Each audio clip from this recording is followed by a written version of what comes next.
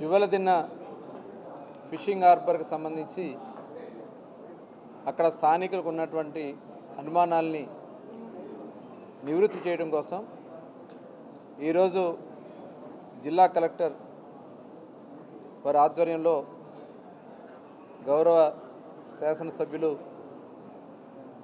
అదేవిధంగా శాసనమండలి సభ్యులు అలాగే మాటేం బోర్డు చైర్మన్ గారు శాసనమండలి సభ్యులు అధికారులందరూ కూడా ఈరోజు ఇక్కడ సమావేశం అవ్వడం జరిగింది. వాస్తవాలన్నీ కూడా వాళ్ళకి వివరించాం. అలాగే వాళ్ళకు ఉన్నటువంటి అనుమానాలు వాళ్ళు తెలియజేయడం జరిగింది చాలా డీటెయిల్డ్గా. ఎందుకంటే జువెలదిన్న ఫిషింగ్ హార్బర్ ఈ రాష్ట్రంలో ఫిషింగ్ హార్బర్లకి నాంది పలికింది చంద్రబాబు నాయుడు గారు.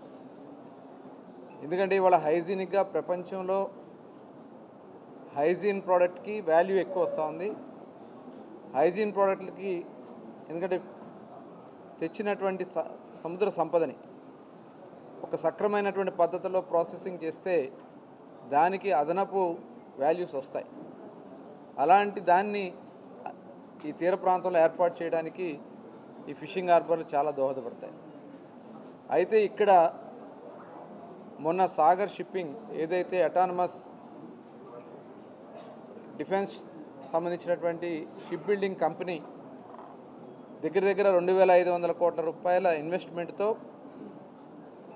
గౌరవ హ్యూమన్ రిసోర్స్ మినిస్టర్ గారు నారా లోకేష్ గారి నాయకత్వంలో ఆ సంస్థ ప్రతినిధులు వచ్చి ఇక్కడ భూమి పూజ కార్యక్రమం చేయడం జరిగింది. అయితే ఏదైతే వాళ్ళు తయారు చేసినటువంటి ఆ షిప్స్ని సముద్రపు నీటిలో వదలడానికి వాళ్ళకు కొంత స్థలం కావాల్సిన పరిస్థితి వచ్చింది. ఎందుకంటే దాదాపు 190 దగ్గర 900 మీటర్లు ఉంది. ఆ 900 మీటర్లో ఒక 150 మీటర్లు వాళ్ళు ఈ పడవల్ని దింపడానికి కావాలని చెప్పి వాళ్ళు కోరటం, దాని మీద మరి చర్చ జరుగుతున్నటువంటి పరిస్థితుల్లో ఇవాళ వైఎస్ఆర్ పార్టీ నాయకులు కొంతమంది రెచ్చగొట్టే కార్యక్రమాలు చేస్తున్నారు. ఈ ఫిషింగ్ హార్బర్ని ప్రైవేట్ పరం చేస్తున్నారు అనే ఒక రెచ్చగొట్టే కార్యక్రమాలు చేసి, ఎందుకంటే ఇది సాగర్ డిఫెన్స్ షిప్పింగ్ వల్ల ఇవాళ భారతదేశంలోనే తొలిసారి ఇలాంటి సంస్థ మనకు వస్తూ ఉంది. దీన్ని ద్వారా రేపు భవిష్యత్తులో కూడా ఇంకా చాలా కంపెనీలు ముందుకు వస్తూ ఉన్నాయి. ఎందుకంటే మచిలీపట్నంలో కూడా గోవా షిప్పింగ్ వాళ్ళకి వస్తున్నారు, ఢిల్లీ నుంచి ఒక సంస్థ వస్తున్నారు, అలాగే ఇటు దిగిరాజపట్నంలో కూడా కొన్ని షిప్ బిల్డింగ్ కంపెనీలు వస్తూ ఉన్నాయి. దానికి నాందిగా ఇక్కడ వస్తే ఎంప్లాయ్మెంట్ వస్తుంది, అలాగే చాలామంది ఇన్వెస్ట్మెంట్ వస్తుంది. ఈ ప్రాంతం ఇక్కడ మనం చూసాం, కృష్ణపట్నం పోర్ట్ వచ్చిన తర్వాత నెల్లూరు జిల్లా రూపమే మారిపోయింది. ఇలా డిఫెన్స్ సంస్థలు రావడం వల్ల యువతకు ఉద్యోగ ఉపాధి అవకాశాలు ఎక్కువ వస్తాయి. మరి అటువంటి సంస్థలు రాకుండా ఆపడానికి వైఎస్ఆర్ పార్టీ నాయకులు చేస్తున్నటువంటి ఒక దుర్మార్గమైనటువంటి ప్రచారాన్ని ప్రజలకు తెలియజేయాల్సినటువంటి అవసరం ఉంది.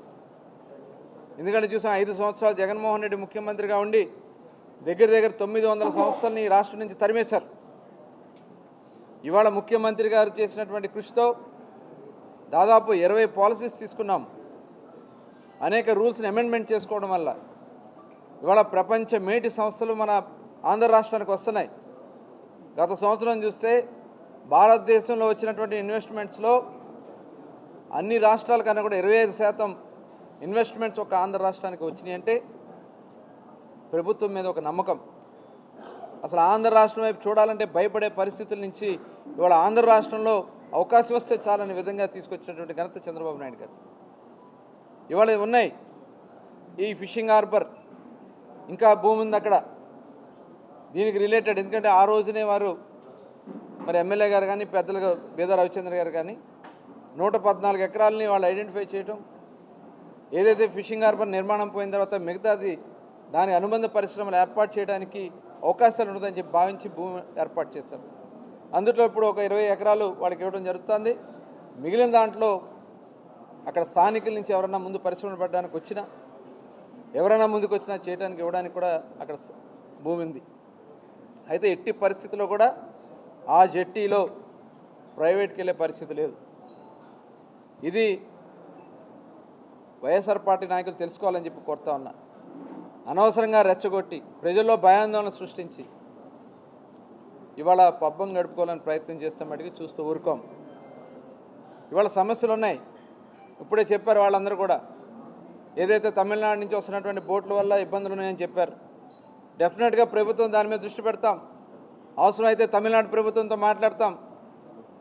అవసరమైతే ఒక స్పెషల్ టీం కూడా వెళ్ళి దీన్ని సమస్య పరిష్కారం చేయడానికి డెఫినెట్గా మేము కృషి చేస్తాం. అదే కాదు, ప్రధానమంత్రి మత్స్య సంయోజన యోజన కింద ఇవాళ కేంద్రం ఇచ్చే సబ్సిడీ 40% మాత్రమే, కొన్ని రాష్ట్రాల్లో 60% వరకు మత్స్యకారులకు ఇస్తున్నారని చెప్పారు. డెఫినెట్గా దాన్ని కూడా పరిగణలో తీసుకుని ఎలా వాళ్ళ జీవన స్థితిగతులను ఎలా పెంచాలనేది ప్రయత్నం చేయడానికి సహకరించాలి. అలా కాకుండా ఇలా రెచ్చగొట్టే కార్యక్రమాలు చేసి రాష్ట్రాన్ని ఇవాళ అన్ని విధాలు కూడా ఇబ్బంది పెట్టే కార్యక్రమాలు చేయడానికి ప్రయత్నం చేస్తే చూస్తూ ఊరుకోమని కూడా మరి వైఎస్ఆర్ పార్టీ నాయకులు తెలియజేస్తూ, ప్రజలకు ఉన్నటువంటి దాంట్లో తప్పకుండా మేమందరం కూడా వాళ్ళ సమస్యలు నివృత్తి చేయడానికి మేము ప్రభుత్వ పరంగా రాష్ట్ర అభివృద్ధితో పాటు ప్రజల సంక్షేమం కూడా మా బాధ్యతగా మేము తీసుకుంటామని చెప్పి తెలియజేస్తాం.